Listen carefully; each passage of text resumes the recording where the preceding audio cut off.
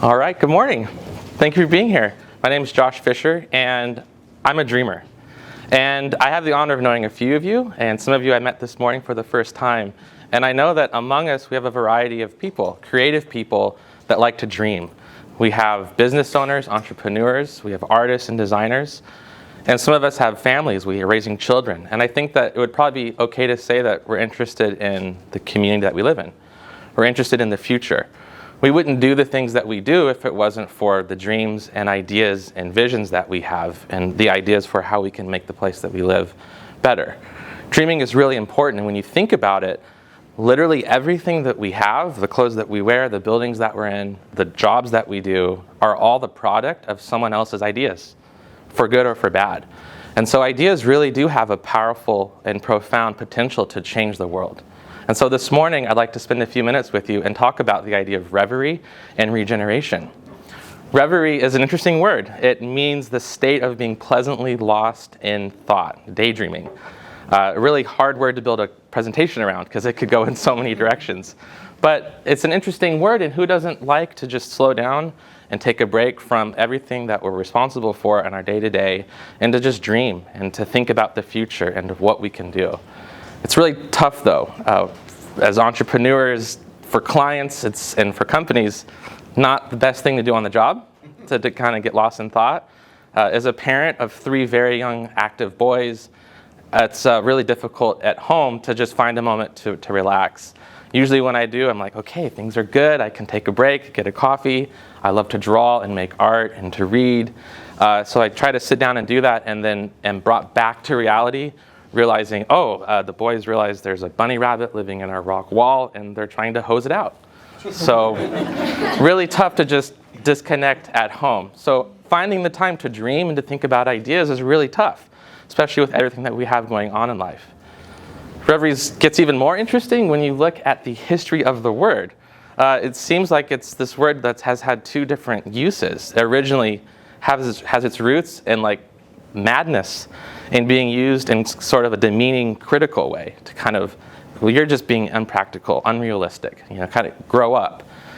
And I think we can relate to that as creative people, as entrepreneurs. When we have ideas and we share it, it can be kind of scary, and they can get slapped down by Debbie Downers, people that don't relate to it. And so if we had to illustrate it with 2 pictures, maybe we could show reverie as sort of this blissful, pure, just enjoying the moment type of sound of music type idea. And on the other side, we can relate hopefully to the idea of the grumpy hobbit who was like, there's no dragons, just grow up. So thinking about reverie in terms of our dreams and what we do with them has a lot of power. And so I'd like us to think about that this morning and to consider your dreams and your ideas, what you're doing in your business, what you're doing with your family and friends, and how in our community, hopefully we can shift the balance to do positive, uplifting outcomes. And it made me think, where do I get the time to just disconnect and take a break? And maybe you can relate to this as well. Think on vacations. That's typically the place where we just get to relax and just enjoy the day. We usually go to places that are filled with nature, where we can just slow down and take time to enjoy the day, or we go traveling to other places. We leave the places that we live, and we just go look at steps and architecture and doors and markets and other places around the world. Or we'll go to theme parks or resorts, which are just kind of faking both of those things, but they're also fun and they're playful. Or we'll go to the places that we grew up, that we've left, and just to reconnect with family and friends. And it's interesting when you think about what these all have in common and what about these places allow us to daydream and to think. And it's interesting that really we go to places that are filled with nature, that haven't been messed up yet or destroyed. We go to places that have history and detail and character. And we try to connect with people, and we slow down and we walk and we enjoy the cities that we live in. But to me, this is really depressing, because then we come back home. For the rest of the year, we just kind of accept where we live as this is just the norm. And it's the same thing from coast to coast. And literally our cities are designed to just rush us from home to work, and we skip every place in between. So we don't connect with the people and places that we live in, and we outsource our responsibilities to other people. And then we typically come home into neighborhoods that really aren't that friendly. And the majority of this space is just dedicated to cars or unproductive lawns. And we turn our backs to our neighbors, we go in our garages, and we just spend our time entertaining ourselves. So it's no wonder that we spend so much time doing this. And it's estimated that we spend almost 4 to 5 hours of our days now on phones. We live our lives almost 100% of our time inside buildings. And the buildings that we live in and occupy and develop, they take massive amounts of resources, energy, and water. And then the food that we bring into our homes, it has to travel almost 1,500 miles to our homes, and then we waste almost 40% of that. So I think if we bring it back to the word reverie, that's kind of crazy. That's kind of mad. And that's not the kind of future that I dream of and that I want to be a part of making. So I spent the last 10 years working at an architecture firm, helping to dream about a different type of a future. I work at a firm called McLennan Design. We're based on Bainbridge Island, and our practice was really founded on this dream of what if every act of design we do could help make the world a better place. Because we see in nature that if we just work with nature and we invite it back, it brings life. And we do that through something that we call regenerative design. And what that just simply means is we try to balance the need for development, for growth and progress with the idea of learning from nature. What if our buildings could collect their own water, their own electricity, and be healthy and supportive of life, rather than not be supportive of life? Because we've come to a point as a humanity where we just depend on machines to make our buildings comfortable, and we import a lot of our ingredients, and that results in spaces that really just aren't pleasant to be in. It's why we leave to go visit other places. And so our CEO and the founder of our company had this idea a few decades ago. What if our buildings could be different, the places that we live our lives? What would it look like to design buildings inspired by flowers? And so he put out this idea and this dream into the world called the Living Building Challenge. And the idea was not to just do a little less bad, but what's the most good that we could pursue as a people? And the idea that being what's in our buildings shouldn't give us cancer. It'd be a nice thing. And I got to be part of this for a couple years and see it be adopted all over the world, and hundreds of projects come online, buying into this idea and helping to grow it. And I got to spend the first couple years of my career in the industry working in this building in Seattle and Capitol Hill, one of the first living buildings built for an office building. And it has 5 stories of composting toilets, takes care of all of its waste within this footprint, gets all of its energy from the sun in the cloudiest city in the country. And it was kind of like working in a fishbowl. We would have tour groups come in from all over the world just to see how this building operated. And it was kind of like a sunflower. Windows would open up to allow the breeze to cool the building down, close down when it wanted to keep the heat. And it was a really special place. And I got to work on projects like this where we piloted ideas of what could we do with underutilized streets where there aren't parks and recreational areas. I got to come up with ideas of taking back streets and turning them into a series of places that collect water, have pollinator plants, and have edible landscaping so that you don't have to import your food from 1,500 miles. You could just go out and get an apple. So I got to see these ideas and dreams come to life and become a reality and used all over the world. And then we started our architecture firm, McLennan Design, to do this at all scales. And we started with the house for Jason and his family on Bainbridge Island called Heron Hall. And it's a cool project, and it was the first rainwater-only residence in Kitsap County. We had to get that approved. And it gets all of its energy from the solar panels on the roof. The walls were built with the dirt that we dug up for the foundation. And it's a house that just really shows the potential for sustainable living and beauty, and trying to spread this across the country. And so this house in particular, from the moment you arrive to the moment you go inside, we're trying to reuse materials, reclaimed wood, have ingredients that aren't going to give us cancer and cause us harm. We developed a cabinet line, which was the first red list free cabinet line in the country, and designed it to just bring people together. But it was illegal to take care of our own problems. We wanted to take care of our own waste. So we had to work with the municipality on Bainbridge to permit us to just have a composting toilet. But we did it. And it just shows that it's possible to build a home like this for people to live in. And this expanded across the country and was able to be a part of teams. And one example just to show was in the middle of the country in Ohio. We got invited out to this small town in Yellow Springs to work with a group of all different ages and backgrounds who were interested in living in a different way the remainder of their life. And so we proposed this idea, working with them for a co-housing neighborhood, where they could live in homes that get all of their electricity and energy from the site, where they could have communal shared spaces, but also still have a personal home.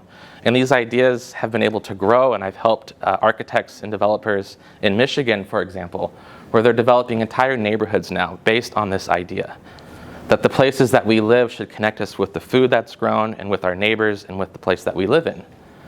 And we've also been able to do this now with new buildings, with places where we work. In Connecticut, we just built this. This was just launched last year in Connecticut for a flooring manufacturing company who outgrew their existing building, had a really narrow site, and asked us, how could we create a place for our designers and artists and engineers to come and dream, escape the rush of the city, and just meditate. So the way that we do that is we work with biologists, and we invite them to come with us, help teach us about the site, look at reference habitats, so that when we design the building, we can have an appropriate response that helps promote life.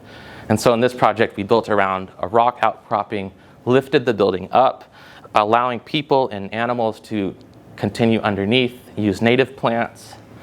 And so now the community could come through, walk around, and enjoy a new park in this area where there wasn't anything like this. The building collects all of its own rainwater, produces more energy than it uses, and it provides a space inside and outside and above and beneath to occupy and to enjoy. And inside, we're trying to create places that promote health and well-being. And it's going to be a place now where artists and designers can come and get inspired, and eventually this will be filled with art and artifacts. We also are working to transform existing buildings. We think that's important too, not to just build new buildings, but take our existing buildings, transform them into something that's unique and special. And so we worked with ASHRAE in Atlanta, who sets the standard internationally for heating and cooling systems. And so they asked us to take this old building and to transform it into something that's really efficient on an affordable budget. So we gutted the whole building, we put in new efficient walls and windows, and the result is a completely transformed building, around $250 a square foot, and just shows what's possible with existing buildings and to breathe new life into them that will last for the coming decades. We also think about what goes into our buildings. We got an opportunity to work with a carpet manufacturing company to help celebrate their new product, which was the first product to achieve Living Product certification. And we got inspired by nature, the place where we find Reverie and we get ideas from. So the idea was to create a carpet line that is inspired by lichen, which is kind of nature's carpet. And we developed a series based on unique species of lichen, different colors that you can put into a space and really bring nature inside and know that you're having a healthy product that isn't going to cause harm. And it's had an incredible impact. It's saved the equivalent of almost 40 million plastic bottles, 12 million gallons of water just through how they manufacture and recycle this carpet. We've also done a project closer to home that perhaps some of you might be familiar with. We were on an amazing team working on the Climate Pledge Arena, where we were asked as an architecture and sustainability consulting team what we could do to help make this project very regenerative and set a new standard in a venue like this. And so just some of the ideas that we proposed and that we implemented with the team were just to make it all electric, to use the ice rink, and what if it could just be rainwater that's been collected, to ban single-use plastic, and to work with local food and beverage companies to get ingredients from locally rather than from across the country. And they were able to do it, and it's been an amazing success. And to see something start as a dream and an idea now impact thousands of people in one single building just shows the power and potential of ideas. And so that's something that I've been able to do for the last couple of years professionally as an architect. I also am an artist, and I love to just dream and to create spaces. And I love working with cities and communities to bring art and ideas to places that are otherwise have nothing special going on. And one of the ways that I just kind of relax is I just get a blank piece of paper and I just start doodling. And I just try to complete that picture, have no agenda, no idea of where it's going, and then I give it color. And it's a lot of fun to do that. That's a way to kind of just escape and just dream about what could be. And to see this now dot our landscape in the homes and neighborhoods that I grew up in is really special. And I love to draw places that I've been to that are meaningful to me, and maybe to you, and started to work with friends. And in this building, we did our first mural working with Vibe. And the idea was to create an uplifting art that inspires people that are starting businesses, and to remind you as soon as you walk in the building of having momentum and plans for the future, but also who you potentially impact and the children of the future. and then we put our kids into the art. And we also wanted to make art that reminds us of the place that we live and the species around us, the little things that we have impact on. And just to share an example of being involved in communities, we were invited up to Friday Harbor in the San Juan Islands to do a 300-foot long mural on the busiest street, which just so happened to be right across from the mayor's house. So he watched over our shoulder every day. And it was a lot of fun, and we just brought a lot of color and whimsy. We invited the kids from the island to come join us and to make art. It caused a little bit of a ruckus. They did not want a graffiti town, but we knew all along we were going to come over and paint art that just celebrates the island flora and fauna that make the islands so special. And so this brings me to the final idea, which is how can we bring all these ideas home? And so one way that I'm trying to practice reverie, regeneration, and recreation is to combine it with something that I'm passionate about, which is skateboarding in community. Love Poulsbo. It has a wonderful downtown. Our skate park is not so great. It's 20 years old, it's wood, and it desperately needs to be updated. And so the idea that we've been sharing is, what if we could create a year-round space for the community that's not just a skate park? I was able to help design one in Port Orchard, and it's been a huge success. It's one of the biggest in the state. And the idea is to create something special for all ages to come and enjoy that's usable year-round. And so we've shared these ideas. We've worked with the community. We worked with Leadership Kitsap to paint the Public Works building with the idea that if this ever goes away, what could be done here? And so one of the ideas that we've shared is at Public Works, just behind this building, is what if in the future it goes away? Well, what if we could create a place for everyone to come and enjoy and really activate and celebrate this beautiful park that's just behind this building? With the idea being having a skate park, multi-use facility, bocce balls, have movies in the park. I think this would be a fun idea. And so just to share the idea, this is just an illustration of what it could look like to create a park that was right now just an industrial use, to open it up and bring life back there, celebrate the stream and the ecology, integrate Nordic art and architecture with the clock tower, and then have a covered skate park and an activity park for everyone. And so this is something I'm passionate about and share, and hope it's inspiring to you in your business, with your ideas, with your dreams, to look around your neighborhood, your community, and try to find ways to dream and to do meaningful work with it. Thank you for your time. Hope this has been inspiring and helpful.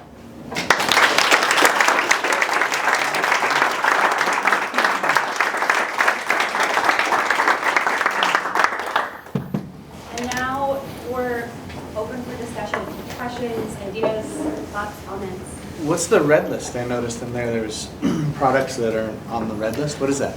Red list is part of the Living Building Challenge, which is this idea that when you want to build a building, it's a list of ingredients that are in gaskets, windows, insulation, fire retardants that have been shown to cause us cancer and harm.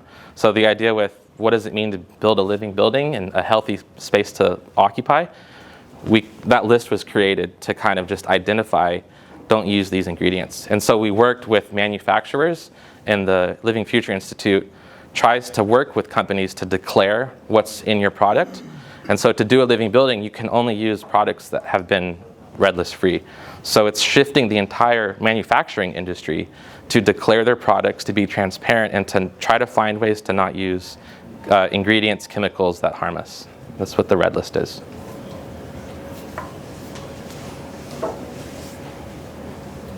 Yeah. So what's the status with the skate park? I've been hearing about it for a while. Yeah, we need to get that going. COVID slowed it down a lot. There's been this transition of parks directors, but I'm hoping that we can kind of breathe new life into it and get that going, because I think that would be special and beneficial for the community. So hopefully you all can be part of that. Yeah. Does living building, does it have a certification like a LEED building does? Yep. And how are you guys pursuing that? Like, obviously things are changing in the manufacturing process. Yep. But how is that certification changing?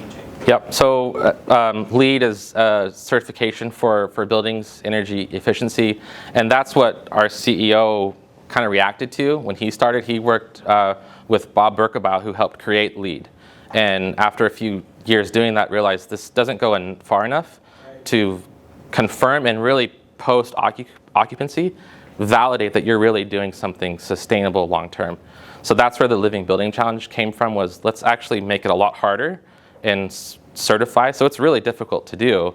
There's a lot of checklists, but it is a certification, and you can register any type of project, a house, a school, office building, to try to pursue that. So it's similar to LEED in that you certify your project, but it tries to go a lot further and shift people to do good, and that's part of what the Living Building Challenge is all about. So follow on to that, how do you convince the investor Yeah.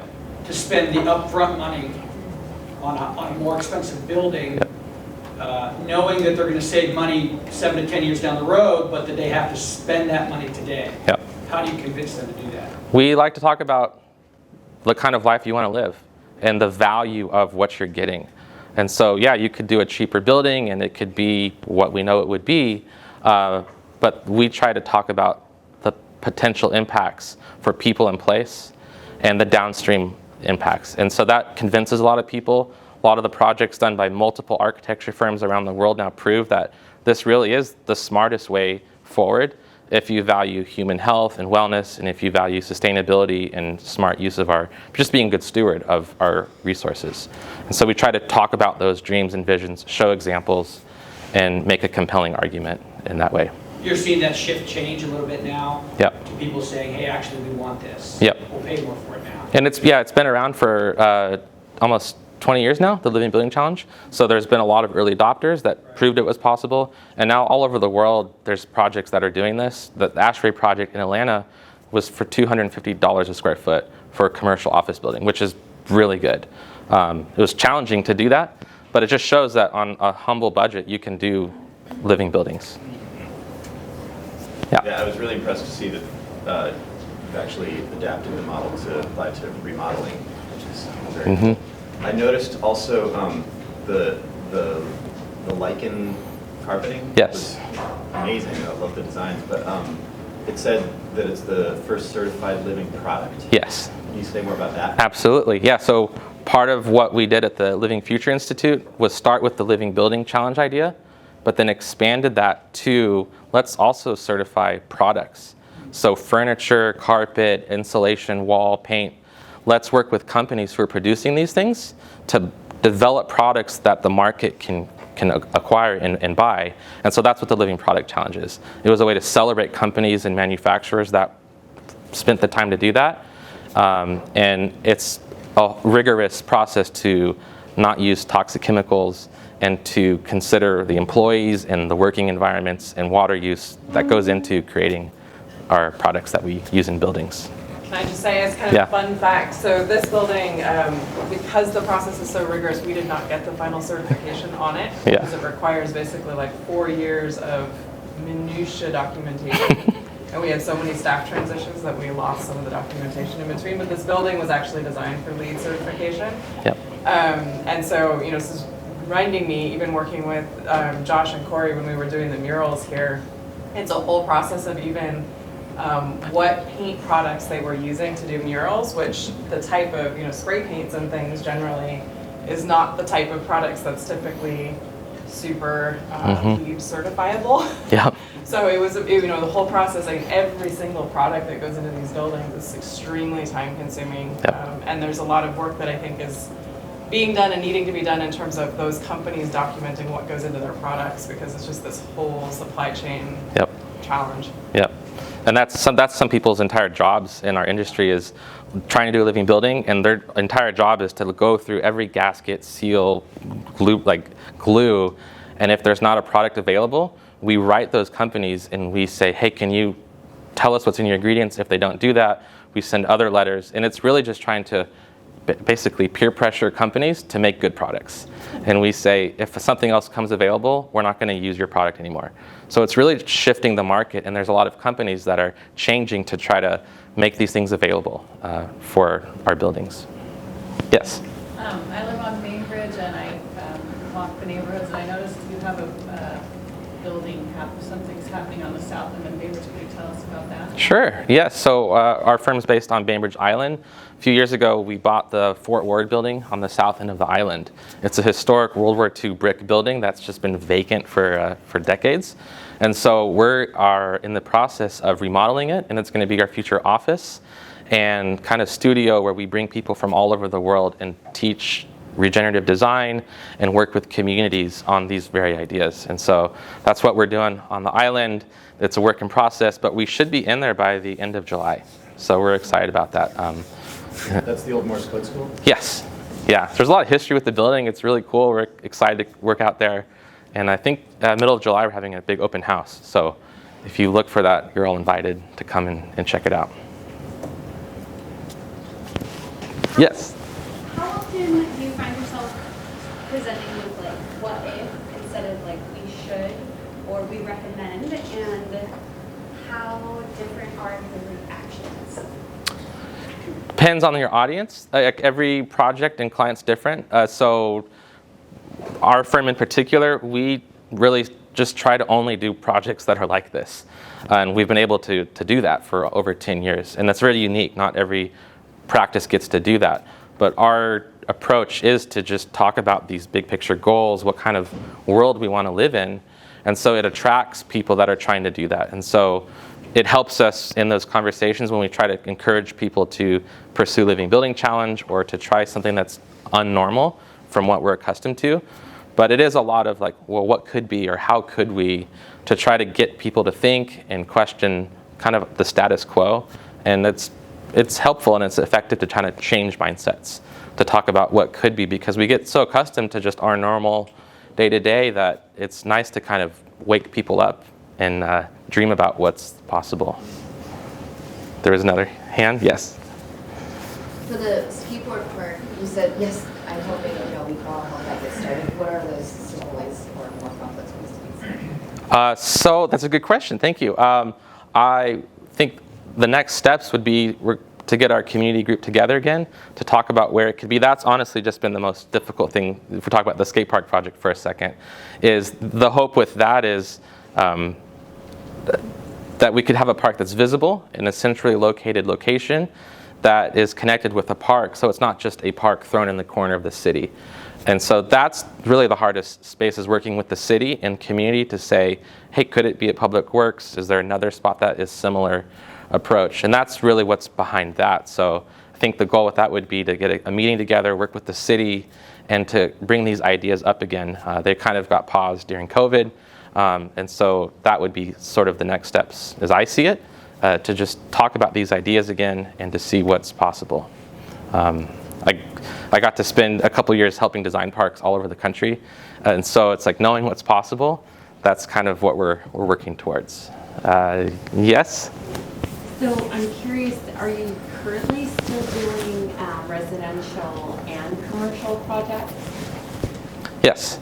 Okay, and then a follow-up quick question. What kind of materials are you guys using or promoting for framing material?